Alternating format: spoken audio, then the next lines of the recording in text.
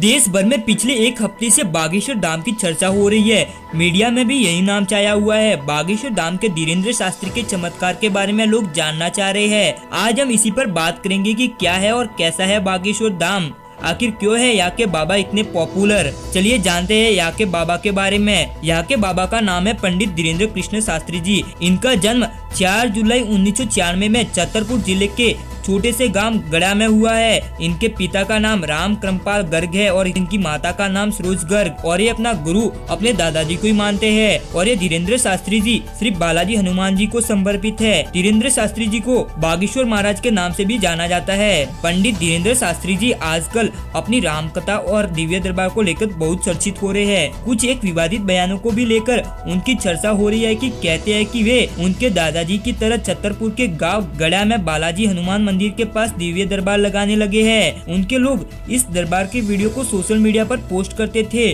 धीरे धीरे वे social media के माध्यम से वे लोकप्रिय हो गए। चलिए जानते हैं दिव्य दरबार क्या है। बताया जा रहा है कि उनके दरबार में पहले सैकड़ों लोग अपनी समस्या को लेकर आते थे। उन सैकड़ों लोगों में से पंडित धीरेन्द्र शास्त्री जी किसी का भी नाम लेकर उन्हें बुलाते थे, और वह व्यक्ति जब तक उनके पास पहुँचता था तब तक शास्त्री जी एक पर्चे पर उस व्यक्ति के नाम पते सहित उसकी समस्या को लिख लेते थे और उसी में ही उसका समाधान भी लिख लेते थे। लोग आश्चर्य करने लगे हैं कि ये व्यक्ति किस तरह से दूर दूर से आए अनजान लोगों को उनके नाम से बुला लेते हैं और कहता है कि आओ तुम्हारी अर्जी लग गई है। धीरेन्द्र शास्त्री जी यही नहीं, लोगों को यह भी बता देते हैं कि उनकी समस्या क्या है, कितनी है और कब से है, उनके पिता का नाम क्या है, उनके बेटे का नाम क्या है। कई मीडिया चैनल वालों ने इस बात की पड़ताल की, लेकिन वह ये रहस्य नहीं जान पाए कि आखिर यह व्यक्ति कैसे लोगों के मन की बात जान लेता है। छोटे से गाँव गड़ा में जब सैकड़ों से हजारों लोग और हजारों से लाखों लोग आने लगे तो धीरेन्द्र शास्त्री जी ने दूसरे शहरों में जाकर दिव्य दरबार लगाना प्रारंभ कर दिया। इस पर उनका कहना है कि लाखों लोगों का पर्चा बनाना संभव नहीं है, इसलिए हम खुद ही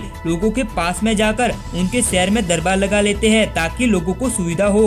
हमारा यह दरबार निःशुल्क है, इसकी किसी को भी किसी भी प्रकार की शुल्क नहीं देनी पड़ती। मंदिर या रामकथा से हमें जो भी पैसा मिलता है हम उसे गरीबों की बेटियों की शिक्षा और शादियों में खर्च कर देते हैं। चलिए ये तो था इनका दिव्य दरबार। अब जानते हैं रामकथा के बारे में। पंडित धीरेन्द्र कृष्ण शास्त्री जी जब धीरे धीरे लोकप्रिय होने लगे तो वे रामकथा भी कहने लगे हैं। जगह जगह जाकर वे रामकथा कहते हैं और लोगों को हनुमान जी की भक्ति करने के लिए प्रेरित करते हैं। राम कथा के दौरान ही वे कुछ ऐसे भी बोल जाते हैं जिससे विवाद उत्पन्न हो जाता है। हाल ही में उन्होंने रामनवमी के जुलूस पर पत्थर फेंके जाने वाली घटना पर कड़ी प्रतिक्रिया देते हुए उन्होंने हिंदुओं को कहा कि जाग जाओ और एक हो जाओ, अगर तुम अभी भी एक नहीं हुए तो तुम्हें ये अपने गांव से ही भगाएंगे। इसीलिए निवेदन है कि सब हिंदू एक हो जाओ और पत्थर मारने वाले के घर पर बुलडोजर चलवाओ। हाल ही में पंडित धीरेन्द्र कृष्ण शास्त्री जी ब्रिटेन गए थे, जहाँ उन्होंने ब्रिटिश सांसदों और वहाँ के भारतीय समुदाय के बीच रामकथा का वाचन किया और प्रवचन दिया।